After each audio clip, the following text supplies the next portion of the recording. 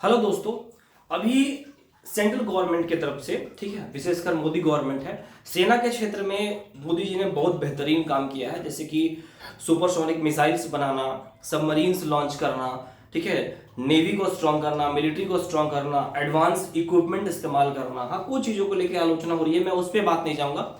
आज पॉजिटिव बात करनी है पूरी तरह से। देखिए, integrated theatre command, integrated theatre command एक वर्ड इस्तेमाल हो रहा है। देखिए, इंटीग्रेटेड थिएटर कमांड क्या होता है कि तीनों सेनाओं को मिला के एक कमांड बनाया जाए। ठीक है, सपोज दैट है कि कोई मिलिट्री का कमांडर है, तो अगर इमरजेंसी पड़ी तो उनके कंट्रोल तीनों सेनाओं पर हो जाए। ठीक है, कई बार आर्मी डिप्लॉय है पाकिस्तान बॉर्डर पे, ठीक है, और उनको एयरफोर्स की जरूरत पड़ती है, तो उनको स्पेशली बोला जाता है कि एयरफोर्स की जरूरत है। तो उस समय अगर वो प्रिपेयर नहीं हो तो फिर क्या होता है, उनको काफी दिक्कतें होने लगती है। किनको? जो मिलिट्री वहां पर डिप्लॉय है पाकिस्तान बॉर्डर पे।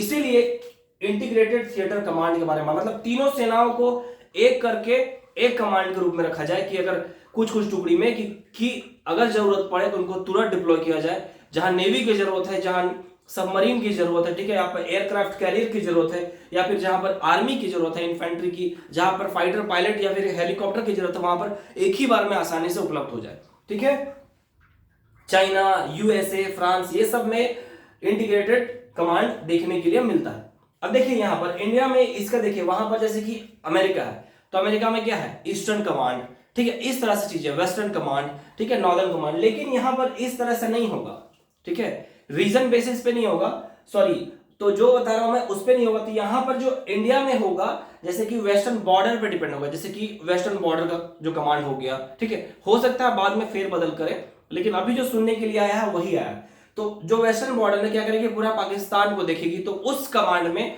वेस्टर्न बॉर्डर कमांड में ध्यान रखिएगा कि क्या होगा कि कुछ आर्मी अच्छी खासी संख्या होगी, उनके पास टैंक होंगे, मिसाइल होंगे, रॉकेट लॉन्चर होंगे, ठीक है, इक्विपमेंट होगा, ट्रेसिंग मशीन होगा, सैटेलाइट सिस्टम्स होंगे, ठीक है, फिर एयरफोर्स है, फिर उसको लेके नेवी, नेवी कहां, कराची के आसपास जो हमारा गुजरात है, ताकि वो तीनों ओर से क्या होगा, फुल्ली प्रिपेयर्ड रहे। ठीक है, फिर हो सकता है कि एक चाइना बॉर्डर का कमांड हो जाए, फिर एक मैरीटाइम बाउंड्री जो है आपका साउदर्न एरिया, वहां पर कोई कमांड हो जाए। अंडमान निकोबार में अभी 2 कमांड ऐसे के बना के नॉर्मली इस तरह से काम कर रही है। ठीक है, तो इस पे बात हो रही है। अब इसकी जरूरत क्यों पड़ी ये समझिए। इंटीग्रेटेड थिएटर कमांड आप समझ गए, तीनों सेनाओं का साथ मिला के एक सुपर कमांड दिया जाए एक व्यक्ति के हाथ में, ठीक है, जो काफी हाईली एक्सपीरियंस्ड हो, एजुकेटेड हो, जिनको तीनों सेनाओं का अच्छा अनुभव हो और तालमेल बना रहे। ऐसा क्यों जरूरत किया गया, देखिए इस बात को समझिए कि 1999 में जो कारगिल वॉर हुआ था ना, 1999 में जो कारगिल वॉर हुआ था, उस समय आर्मी डिप्लॉय थी, तो एयरफोर्स की वहां जरूरत पड़ी, तो एयरफोर्स वहां बहुत देरी से पहुंची थी। अगर देरी से नहीं पहुंचती तो जो हमारे कई ऐसे जवान हैं जिनकी वहां शहादत हुई, वो शहादत नहीं होती। ठीक है, देखिए शहीद कहलाना एक बहुत गर्व की बात है, तिरंगा में लिपट के आती है। लेकिन जब कोई शहीद होता है, सपोज दैट कोई यंग पर्सन है, तो आप समझ जाइए कि उनके नया नया विवाह हुआ होता है, तो वो पत्नी विधवा हो जाती है, बच्चे अनाथ हो जाते हैं। यंग लड़का जो अपने आप को पूरी तैयार कर चुका है, पढ़ लिख के एक योग हो चुका है अर्निंग के बेसिस पे, और वो हाथ से चला जाए ना, तो बिल्कुल जरूरत पड़ती है, देश में जाना चाहिए। लेकिन उस घर में आप जाके देखेंगे, गर्व तो रहता ही है कि कई ऐसे खुद मैंने देखे हैं जिन्होंने अपने हस्बैंड्स को गवाया है, उनके आंखों में गर्व दिखता है वो चीज, अगर उनको मेडल मिलता है, क्योंकि वो शहीद हुए हैं। ठीक है, फिजूल का, जैसे कि बहुत लोग टाइम पास करते रहते हैं रोड में, तो उन्होंने कुछ करके दिया, उनका जीवन का कोई उद्देश्य रहा कि माटी की रक्षा करते हुए उन्होंने प्राण दिया।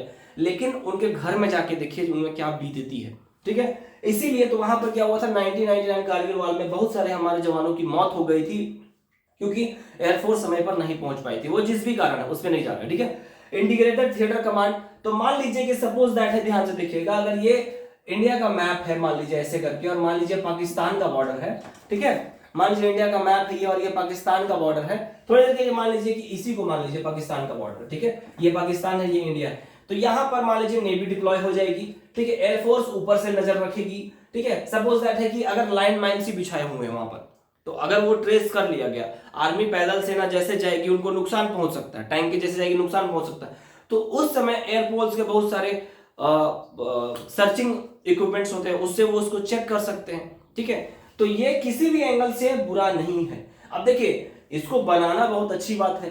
कई बार ऐसा देखा जाता है कि इंडियन मिलिट्री के बारे में कहा जाता है कि हर जगह उन्हीं का कंट्रीब्यूशन होता है, ठीक है, एयरफोर्स या फिर नेवी का नहीं होता है। तो ये बातें उठती हैं, तो ये सब चैलेंजेस है, ठीक है। कभी भी एक जगह पर एयरफोर्स की अपनी बहुत बड़ी भूमिका होती है। अगर जमीन को कब्जा करना है तो वो सिर्फ मिलिट्री ही कर सकती है। अगर समुद्री या फिर जो जल स्तर है वहां पर अगर लड़ाई करना है तो उसमें एक्सपर्टीज किसके पास है? नेवी के पास है, मार्कोस कमांडोज है उसके पास है। जमीन में जैसे कि पैदल सेना हमारी बहुत स्ट्रांग है। इजराइल कहता है कि इंडियन आर्मी अगर मिल जाए तो पूरा विश्व हम फतेह कर सकते हैं, ठीक है। तो ये है, तो इसमें कुछ इसको बनाने को लेकर चैलेंजेस क्या है? अभी क्या है, मान लीजिए कि आर्मी के पास कोई सर्चिंग डिवाइस है, ठीक है।